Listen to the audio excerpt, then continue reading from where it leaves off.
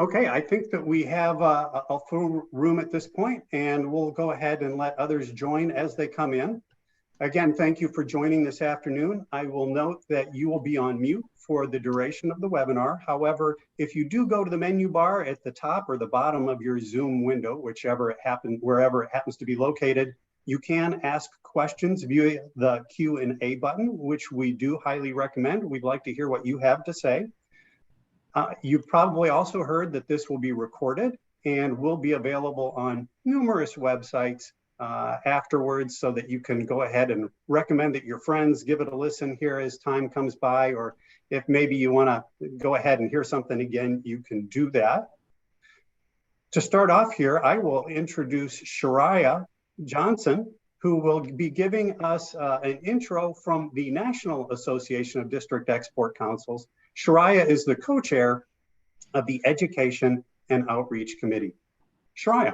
All right, thank you, Sean. Well, welcome, Oregon DEC. As Sean said, my name is Shah Johnson, and I am the co-chair of the Education and Outreach Committee. My other partner in crime is Tom Dustman, who's not joining us today, but he and I work closely together for the NADEC. I bring you greetings on behalf of the NADEC and from Jonathan Soups, who serves as the current NADEC chair.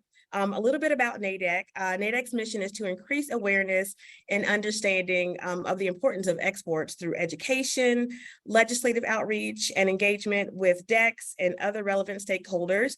Some of the activities of the NADEC include mentoring of local businesses in exporting, creating greater awareness in the business community, advocating trade policy and legislation, supporting exporters, and also by providing export training and education.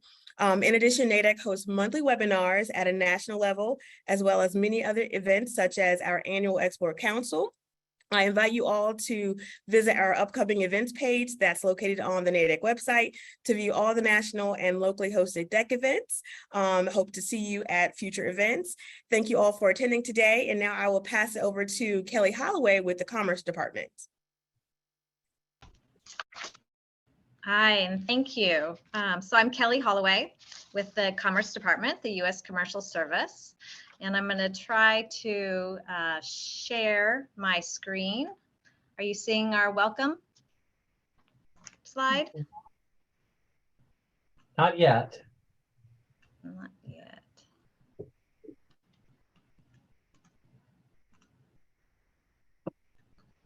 Trying again.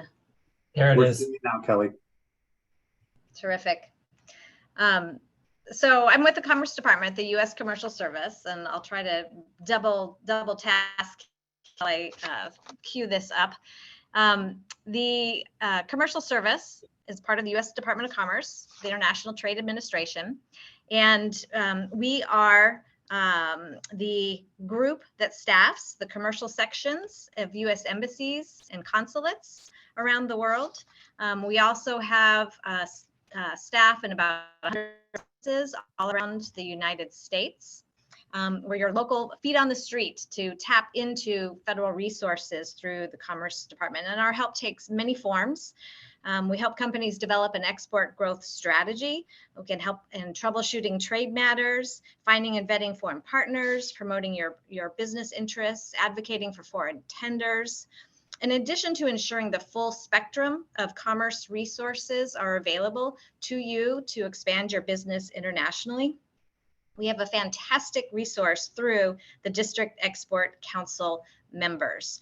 And the interplay is that these district export councils, there's the national group, and then there are chapters all around the country, 50 some of them. They are appointed by the Secretary of Commerce, and they serve as advisors both to our office and as mentors to the business community. Most chapters are nonprofits, 501c3, and these trade professionals do it because they want to raise the boat, if you will. They want to help their local peers, the local business community through exports and through successful international trade engagements. Most DECs have about 20 or 30 members. We certainly hit that mark here in Oregon and Idaho as well. Today's program is brought to you collaboratively between the Oregon and Idaho District Export Councils, and I'm so grateful for the mentorship and counsel and support that these DEC members give us. We have some fantastic speakers today on this panel. And so representing Oregon and our Oregon DEC, Russ Monk and Virginia Joplin. And from Idaho, we have Alison, Kelsey. And also from my office in Portland is Haisum Shah. He worked for our agency at the U.S. Commercial Service, the U.S. Consulate in Jeddah, so has an interesting perspective to bear. And like Shariah, who wears many hats with the national DEC position, with her company, with the local DEC chapter, so too does our chair, Russ Monk of the Oregon District Export Council, as the Director of Operations for High Impact Technology. So I'm so grateful again to all of this group to bring their expertise and to talk about how they have leveraged U.S. embassies in their growth and expansion internationally, and how it's helped advance their business. So with that, I think I'll turn it over to Russ to continue with our program. Thank you, Russ. Thank you, Kelly.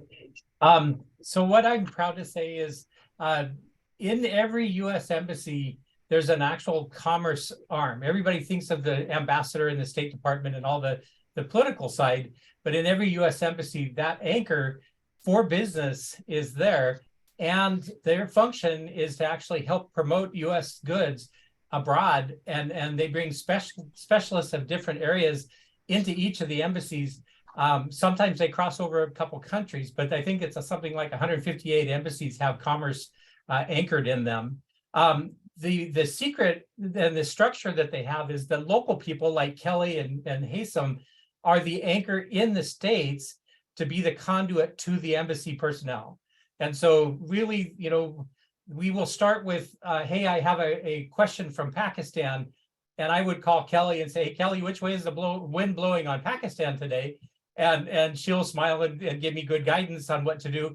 And then she would then do an introduction to the Pakistani embassy team, and we could start the conversation. So I call that the inside-outside punch, and it's actually one of the best kept secrets in the U.S. government.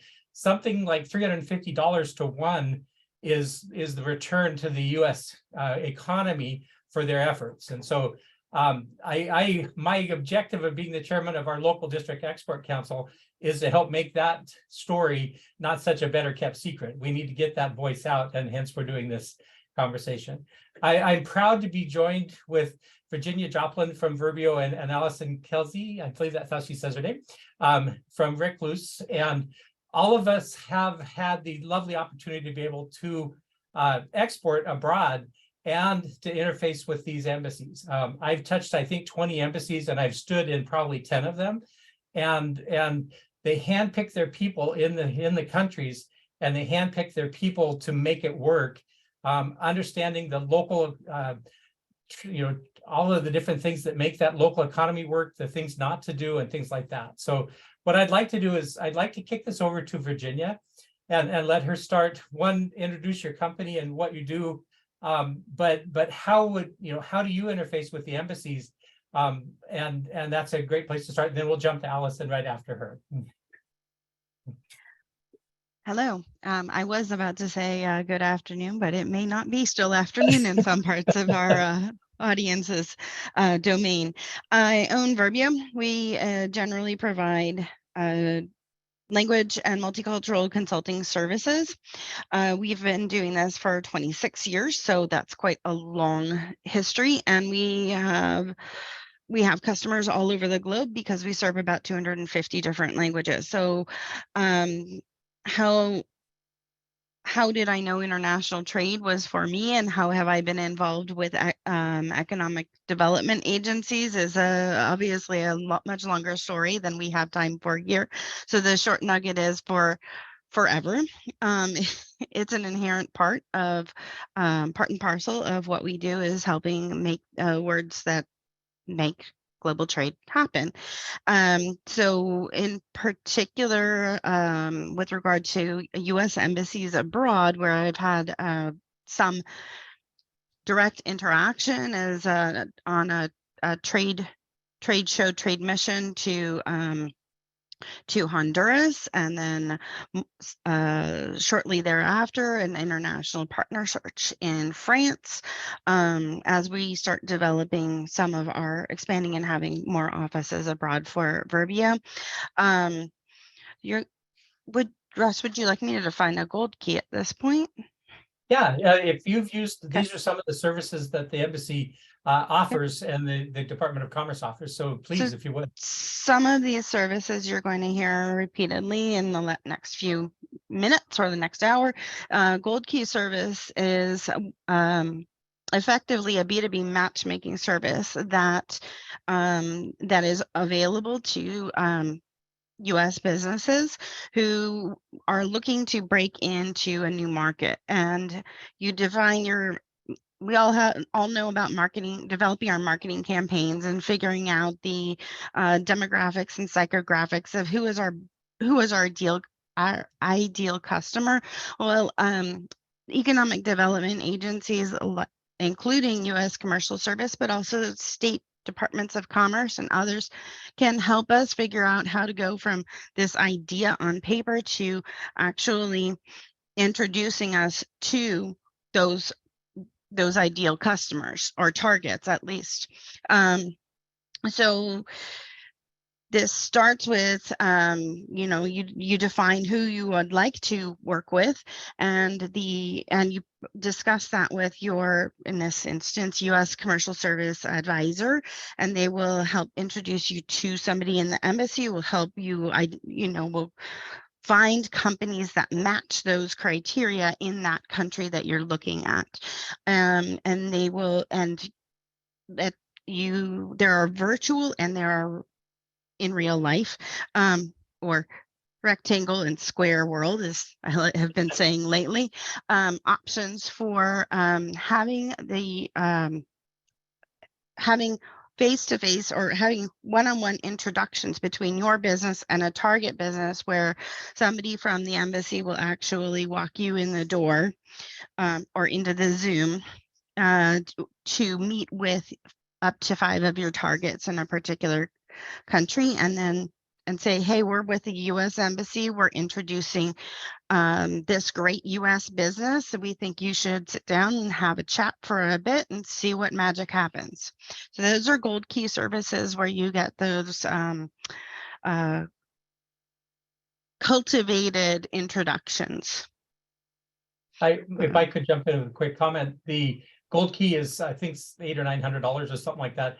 I would spend $800 or $900 on phone calls trying to figure out who to talk to, and the embassy would build that bridge, and I could walk right across it. So that's a very valuable tool that she's talking about. Yeah. So I have used a couple of those in a few different places. And then trade missions, you alluded to that. You've done just one to Honduras, is that correct? Or have you done more?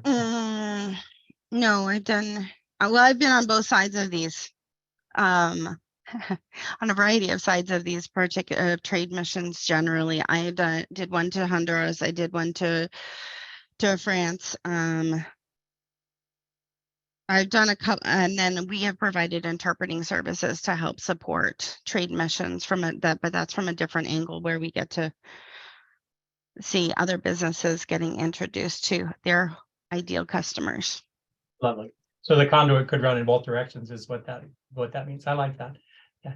Okay. And then we'll probably have another follow-up question in the mix. She got tasked / volunteered, voluntold, I guess, I don't know, to do the Q&A part. So she'll be actively involved in that coming up. Alison, if you jump in, your experiences with the embassies, how many embassies have you had a chance to talk to? Yeah, thank you. I'm glad to be joining everyone today. My name is Alison Kelsey. I'm the general manager of Recluse Racing. We are a company that makes clutches for all sorts of motorcycles, everything from little dirt bikes to Harley Davidsons. We have a clutch for a side-by-side. So we work in a very fun industry, but what I can speak to today is on behalf of a manufacturer who has consumer products. Our neighbors upstairs are a little loud, so I apologize if that noise is coming through. I've had 12 years with Recluse. My background is in actually psychology and alternative dispute resolution. So when I joined the Recluse team, I did not come to the table with international business background or training. And so my first experience was an actual Google search, not joking, not teasing, where I looked up export assistance in Boise because we were a small startup company. We did not possess that skill set in-house. And so I thought, well, let's see what I can find on the internet. Thankfully, I connected with the U.S. Commercial Service, the local export assistance center here in Boise with Amy Benson. And that was really the beginning of our experience locally connecting with resources, educational, the gamut that you kind of need to outfit your business for international trade. And then from there, when we were a little bit more prepared and educated, we started interacting with some embassies in Germany. We also did some work in India and a couple of countries in South America. So I know we're going to get into some storytelling a little bit later. And so I'll pass it back to you, Russ. Okay, thank you. Again, that better kept secret, at least you could find them on the internet. So we need to change that here. So my better kept secret, how I found the commercial service is I was flying into Turkey and I don't know anybody in Turkey. And I figured I need to get a hold of the embassy and have one phone number. If the world comes unglued, I want to at least have a phone number. And so I pinged the embassy. Hey, is there anybody that could meet a businessman coming in? I'd like to know about the market. And about 3 hours later, a member from the embassy's commercial service pinged me back and said, when are you coming in? Let's have dinner. And started talking to me about this. And he said, by the way, you're in Oregon. There's a really good rocking group right in your backyard that you should know about. And I backed into working with Kelly and team from the Turkish embassy. So that's kind of a fun back way to get in there. One of the things that they do when you have local flavor, a piece of advice that he gave me is in Turkey, if you don't have your English contracts translated in Turkey and in Turkish and have them both stamped, the Turkish courts will not recognize you as an entity. Your contract does not. So he says, if you're going to go down this path, and that's just an example of how valuable local flavor is. And how to do business in these local, fields like that. I consider this inside-outside punch through commerce one of my company's superpowers. We invent technology to keep our troops alive, and protecting military vehicles and buildings from bombs and things like that. And being able to interface with the different militaries around the world that the State Department allows me to. It's a critical part because it's a business to business a lot of times. I don't sell directly to any of the militaries abroad, but I sell to businesses abroad. And the face that I can bring when I come in with an embassy person, I'm a small business in Oregon, but boy, do I have this big friend. They vetted me. They actually understand what I do. They understand my needs. And when I invite a person from the embassy to come sit with me in my first meeting, graft and IP and things like that quietly just kind of dissipate, IP theft. And it brings the tone for a small business credibility-wise up dramatically. And so for me, that's a critical part of my secret sauce when I go on my international business trips is befriend the people in the embassy, trust them, and we'll talk more with Haisum about that kind of interface that way. And then, have them guide me on what to do and what not to do. In many cultures, there's little tics like never show the bottom of your shoe in an Arabic culture. That is a disgrace that you're pushing upon them. And so I learned how to sit flat-footed in my meetings, and things like that. So that's a local flavor that way. The thing that I really think is important is when you interface with the embassies, you actually have to do the work. Their job is to open the doors, facilitate the conversations. but they're not there to sell your product. They're there to open doors. And if you have to go in with your eyes open, that their job is to facilitate this, but you still have to do the work. And anytime you're selling internationally, you add a lot of time and a lot of extra, processes to get something moving. The embassy teams expedite that, and they can actually guide that so much more dramatically in that. I would founder in a lot of these cultures if I didn't know what to do and what not to do in that. One of the things that I had a great success with is we had a trade show in Spain. It's their big military trade show. The embassy set up 8 meetings, maybe 300 yards between the 8 meetings in 4 hours. And we had sit-down meetings with the CEOs of 8 different companies and the head of R&D and head of protection for 8 different companies in that span. And they knew the embassy people on a first name basis and had lots of business and trust built and that kind of stuff. So I walked into this really beautiful working machine that I could plug and play with that they'd already built with their time and energy. And so, things like that is a critical, move in my mind. To bounce all over Spain, which is 2 times the size of my state, to 8 companies would have taken a week. And I did it in 5 hours, throw a lunch in the middle of it, all of it, and that kind of stuff. So things like that are so valuable. And your people in the embassy can guide you on when's best to come and what not to do. And hey, the weather's always terrible this time of year. And can you actually thrive when it's 125 degrees out? And then you step into a 68-degree building, will that beat you up or not? I got asked that question from the embassy, and I laughed with that one. So what I would want to do now is, Alison, I'm going to kick it back to you. Talk about some of your successes you've had in some of the countries, if you would. Sure. Yeah, I really appreciate your check-in on the, be prepared to do the work. And kind of before we got started with actually engaging with embassies for services like International Partner Search or Gold Key, we really tried to get our own house organized. And I think I'm mentioning this not to scare people off from doing exporting, but to, with any new business proposition, you want to be prepared, whether it's international or not. Do you have capacity to take on an additional sales channel or distribution partner? Are your logistics lined up? Things like that. Are you, do you have the capital to do this sort of thing? So I think that's where our first interaction started, more on the local side, to help us get prepared to really do that outreach and be ready to do the work and be a good partner. Because if you're showing up in country to make a business deal, you want to be able to hold up your end. The first embassy interaction we had was we had a distributor in Germany.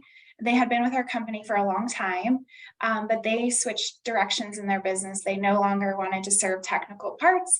And so we needed to find a new distributor, and fairly quickly, to avoid market disruption, right? We didn't want to just leave that open-ended and kind of leave those customers in country without support. So we reached out and we did, at the time it was called an international partner search. I think Haisum can correct me if I don't get the lingo quite right, but that was to help us identify who are the key players in that market that may be possible. In our case, the sales channel was through distribution.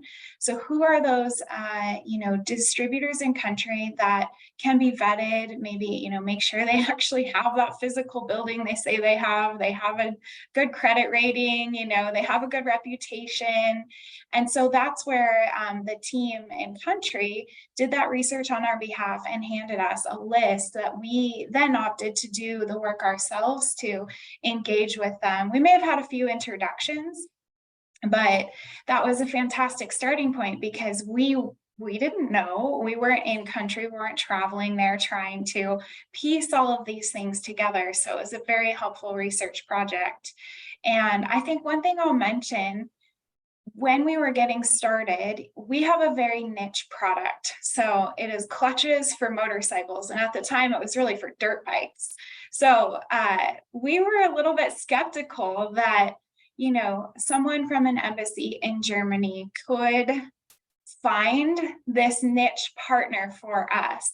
And really, I think they are used to doing this. They're accustomed to doing this work, immersing themselves in the nuances of your business, and then being able to reach out. Now, you have to give them that information to help them be successful, but I thought it was a really great learning experience. We kind of underestimated what was possible.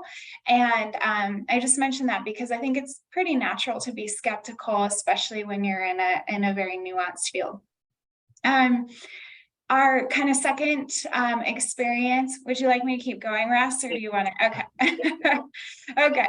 Our second experience was we wanted to evaluate some markets in South America. So we had inquiries from various potential customers saying, we would like to sell your product.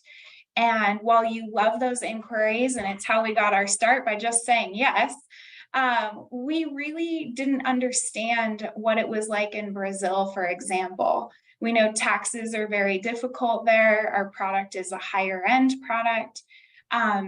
So we engaged in a gold key service to really do a comprehensive look at the market, what the landed cost of our product would be, kind of getting some understanding of that. Again, looking at who are the players there. And then once we were able to identify there were people who also wanted to meet with us, we, had the embassy make those arrangements on our behalf. And so it was help getting I think we needed a visa. Maybe it was in Chile we needed that. But even from that stage, we had help getting our visa. We had help making arrangements at our hotel.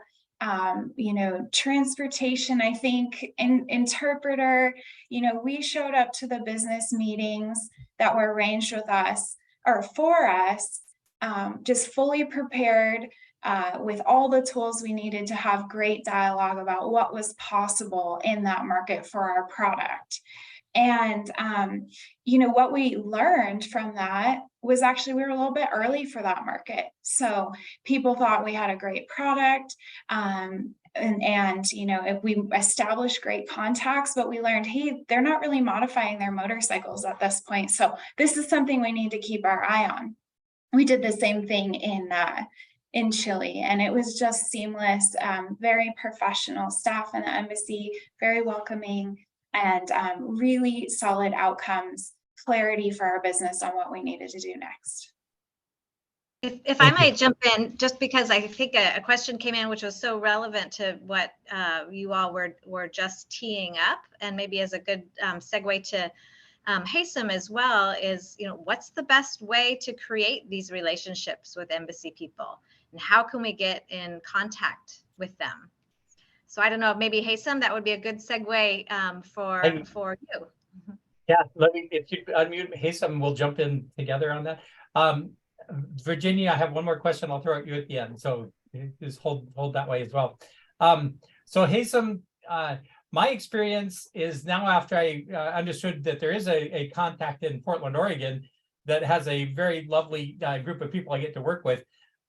It starts there, and they will actually start building the bridge. And that early part where they have to understand what your business is, what the flavors are, your size, number of people, what your resources are, what markets you should not be playing in, and that kind of stuff.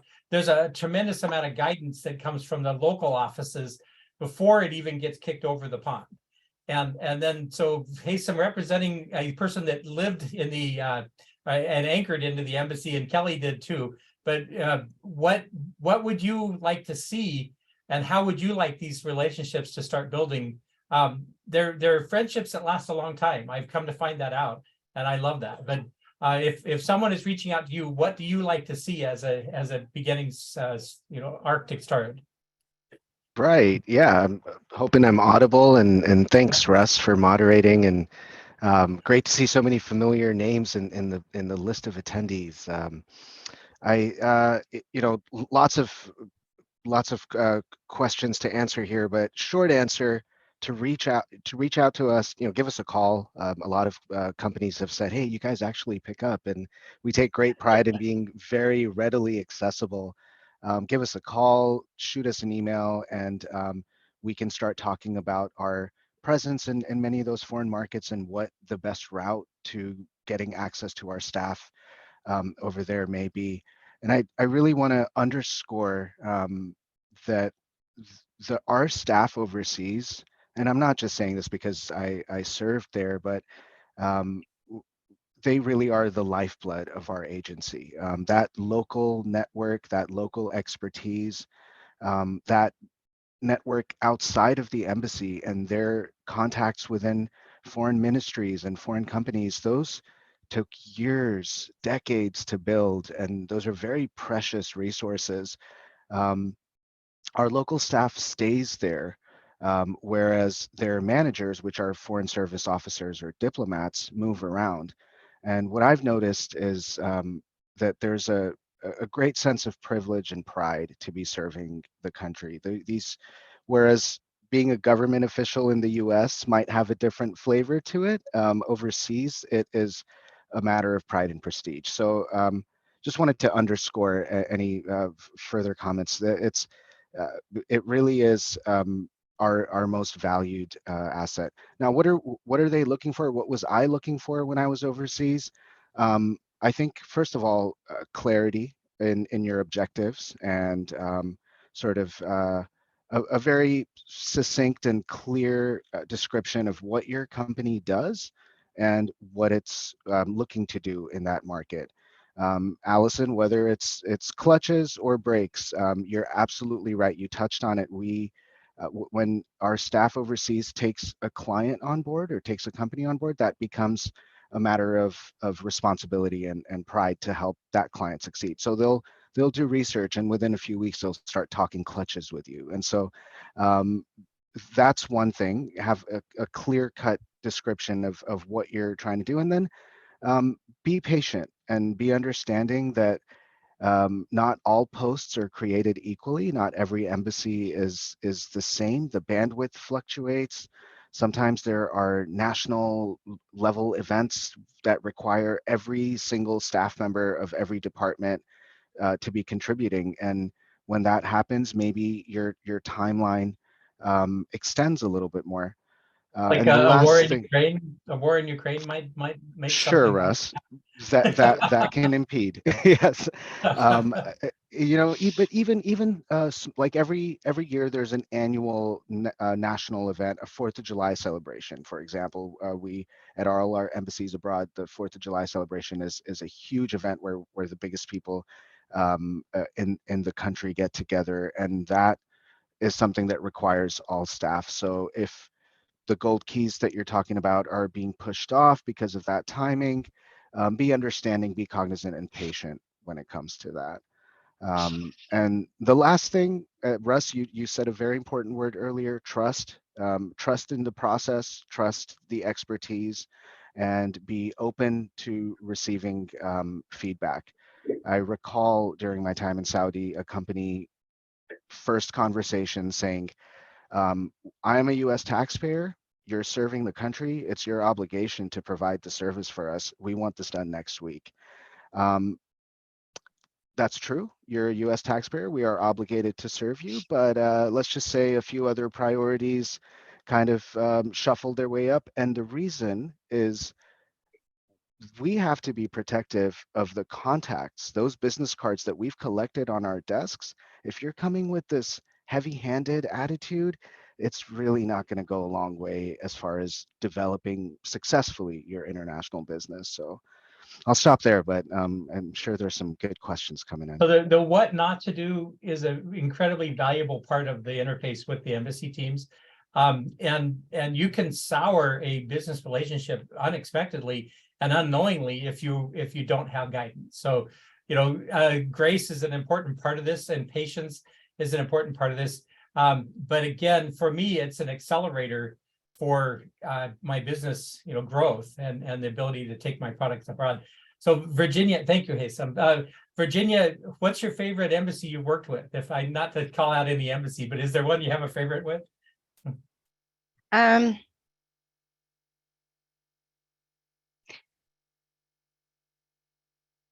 How's that? Can I actually, yeah, that was not the question I was expecting. Can I build on Haisum's comment about patience? Absolutely. Okay. So patience is one thing when we've got a holiday or a big event planned. I got sandwiched between for my France event, and this is not a slight. This is just an explanation that sometimes there are additional resources that one can pull on, but one needs to be creative. Small business has to be creative. Or an exporter has to be creative and pull in from multiple places to get resources that you need. So that's my moral before I set off. I had been planning a trip, my trip to France, and it for many months, and somehow there was an incident in 2018 where everything shut down. In the federal government shut down? The federal government shut down. So Kelly and I had many talks, and my trip was planned for about it was planned for March, so that was about 8 weeks after the government reopened, and the Paris Air Show was in June. So that would be an example of one of those events that all of the embassy staff are on deck to support, is the Paris Air Show. So what wound up happening is I pulled resources from a variety of really creative directions. Kelly and I had many conversations. She helped with an international partner search through the embassy in Paris. I sent letters of introduction to a whole variety of companies that fit my marketing target. So it was like a letter of introduction, but there was not the capacity due to being sandwiched between those two events to run a full gold key service. Okay, so that's piece one. So I got a really great contact out of that particular letter being sent out, and I had a conversation with him this morning about a project we just delivered to a satellite company. So that's part one. Part two, I wanted to mention, don't discredit the State Department of Commerce, because they have funds to help pay for the Gold Key service, for example. Developing culturally appropriate marketing materials, developing, adapting your website to suit international e-commerce, to learn about trade compliance issues. These are called STEP grants, and they are structured like a rebate. So you have some skin in the game, and then depending on how much money that you or not, you turn in your receipts and you get a percentage back. At the moment, Oregon's percentage back is 75%, and they have a list of qualifying services and things that are eligible for that reimbursement. But it includes pretty much most of the stuff we've talked about here, including, if you're going to go participate in a trade show overseas and you have an exhibit booth, those registration fees for that booth, translating marketing materials, travel expenses, and a variety of other things. And it does vary by state, so check with your particular state government, but this is something your Department of Commerce in your state can help support. So that, and then, so I got money to help with my travel expenses, and because the US federal government was less available, I went the other direction around the block, and I contacted Business France, and they connected me to 2 local agencies that do economic development in the part of France where I was going to be, in the Southwest. And I got the equivalent service from those local agencies. So they walked me in the door, 5 different manufacturers in southern France. They got me a ticket into a convention that was specific to the industry that I was looking to connect with.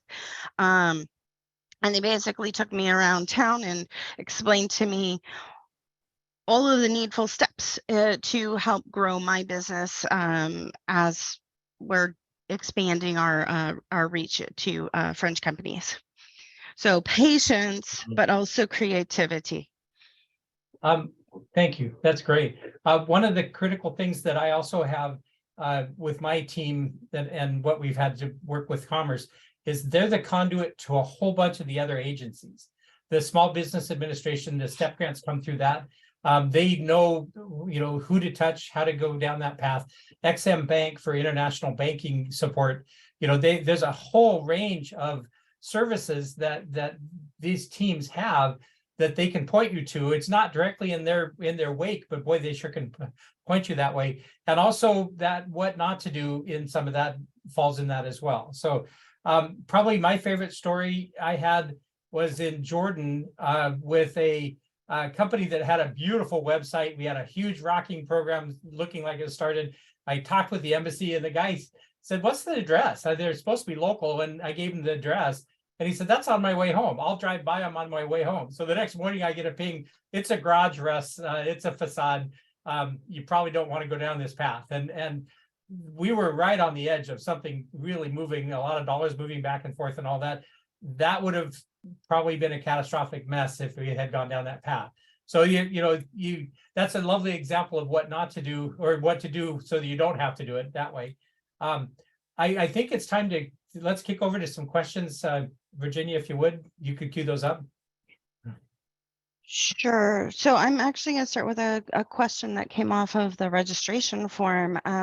There was a question about whether the webinar would be recorded. As you can see in the corner, it is. This will be available on the Oregon DEC's website and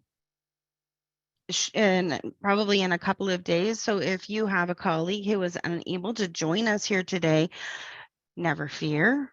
There is a solution. They can still get this fun information. So I'm gonna post this in the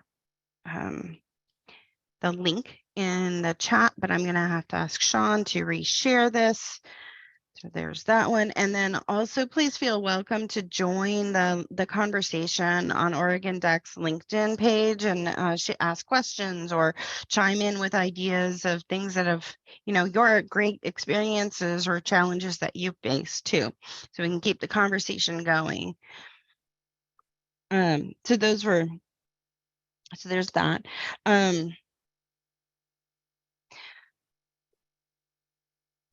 I'm skim reading. So there is a question that asks, how does the embassy help to avoid cultural and language barriers between businesses and the potential customer? Haisum, do you want to start or do you want? Sure. I mean, I can quickly touch on it, but then, I think Russ's example of which direction your shoe should be pointing is very indicative. The embassy will often, during introductory calls and even prior to you packing your bags to get on the plane to come out there, will brief you on cultural do's and don'ts, on nuances, business practices, and the best way to ensure that you are not breaking any said or unsaid rules. You definitely. There's always literature, there's always reading that the embassy provides, but picking the brain and asking the questions of the locally engaged staff to understand the specific nuances for how best to hand out your business cards and what sort of tone to use in business meetings.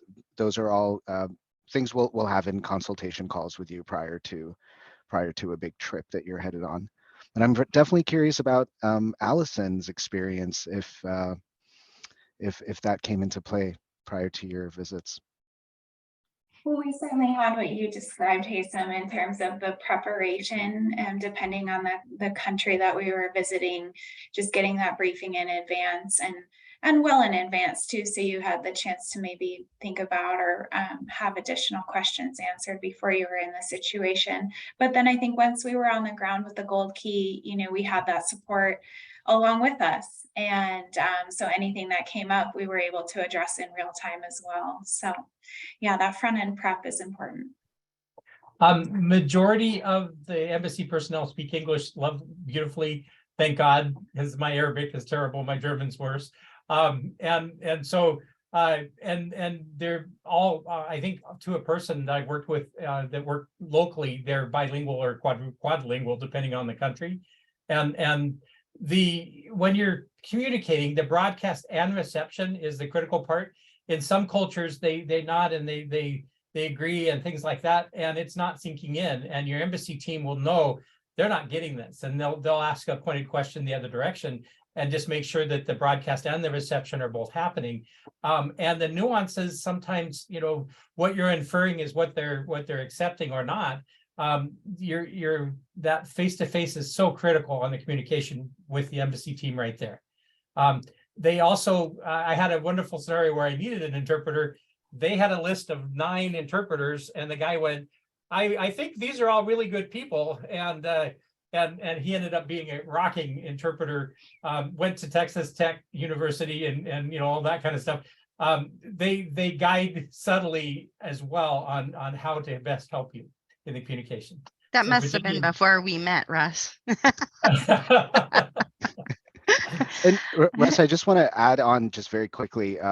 One of when you speak about the Gold Key service and the value that the embassy staff brings to those meetings, one of my Gold Key services that I conducted on the ground in Saudi Arabia, you're with the company the whole day, and so we met. I picked him up from the airport in the morning. We went straight to meeting number 1, which didn't go too well, but on the way to meeting number 2, I'm in the car coaching the company the entire time. This was one of those snap Gold Keys, like they kind of just showed up very quickly, and I was new to the role, so there wasn't too much time to coach them in advance. But by meeting number 5, you could see a complete difference. And so when you have that on the ground hand holding and that personal coaching, almost, it goes a really long way. Lovely. There's also a super great book called Kiss, Bow, and Shake Hands. It's got a good chapter on pretty much every country out there about what to do, what not to do. It's a Bible around my office. So what's another question, if there's any more that are jumped up? So one of the other themes that's coming up is, could an economic development agency help me identify distributors or sales agents in a new country? I think we've talked about that in a variety of ways, but is there anything anybody would like to add? The comment that Alison made about putting your need, I think it was Alison, putting your need of what you're looking to in a really concise, tight, well-crafted box. The application that they send you, the embassy team and commerce team sends you, is a really well-crafted document that hones that information request, because they need to, it's too broad of a net. They need to focus it in. And so that's a critical part, is understanding that and having them understand your need. The tighter that is, the cleaner it is for them on that side of the pond. Yeah, and that would be similar whether we're talking about, someone in country who's going to be repping for your company or a buyer for your company. And the Gold Key can be distributors, distribution points, whatever your company needs. It's not just a customer, it could be a conduit, and an education conduit or something like that would be appropriate if needed. Yes. So, the Gold Key can be crafted in a lot of ways. And the embassy's not bashful to call up and say, Russ, this is what you're asking, but this is what you really need to ask. I had that comment with one of my embassy people, and I said, okay, I will ask it. He said, that's a great question, Russ. Thank you very much. So, this is good rapport that way. Good, honest, back and forth. Okay. So another question is there a fee for, we've talked about Gold Key and we've talked about international partner search. Those 2 pieces do have a fee. Some of the other services may or may not. Do you know Haisum, do you know the current fee structure for an international partner search?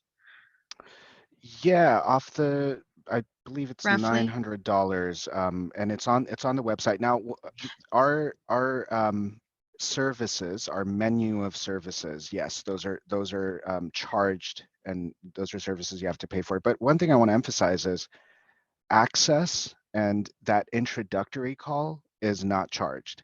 Reaching out to us, we will pick up your phone and respond to your email every time. And when you are curious about 5 markets, we will set up those calls with our staff overseas, and that's all free. And I think the companies that leverage that resource the best sort of can sometimes go on these fact-finding missions where they set up that introductory call, get a pulse check from our staff overseas, and then determine whether they actually want to pay for and engage in those services. So just keep that in mind. It's not, we're not charging you right out the gates.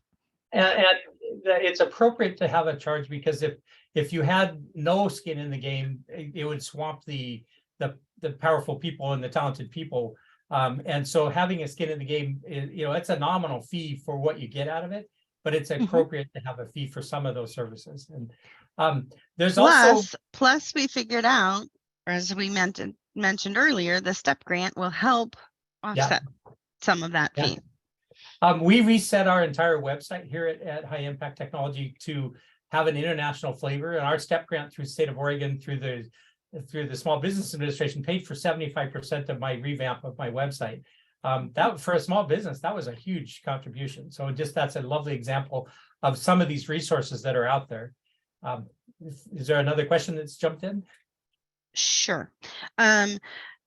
So if I am trying to reach out to other key officers at a U.S. embassy, can you introduce me across the hallway to other colleagues? Like the State Department? Maybe defense attaché, regional security officer. Those were some of the examples. So Haisum, you could probably jump on that one. Yeah, that's the regional security officer is definitely a you got to understand the workings of an embassy and the individual mandates of each department. The regional security officer is tasked with ensuring the premises and the staff that work at the embassy are secure and safe, and that's priority number one. There are definitely there is a camaraderie and there is a closeness within the halls of every embassy, and you can sometimes walk over to a different agency and pick their brains on certain matters, and there are projects of mutual importance at times, but I would say that it's probably not as easy as picking up the phone and just locking in that appointment. We can knock on the doors and we can ask, but the responses will vary. One example, if I could jump in, some of the really big pieces of business where you're competing with other countries for an airport or some major piece of work or something like that. A lot of times the commerce people will get all the right pieces put together, and then the ambassador will actually go in and fly the flag of that event or of that program. So the thing, again, your local people and the embassy people will know how to guide something like that. But if it made business sense and helped the chances of the American business getting that business, the ambassador is pulled in, and that happens.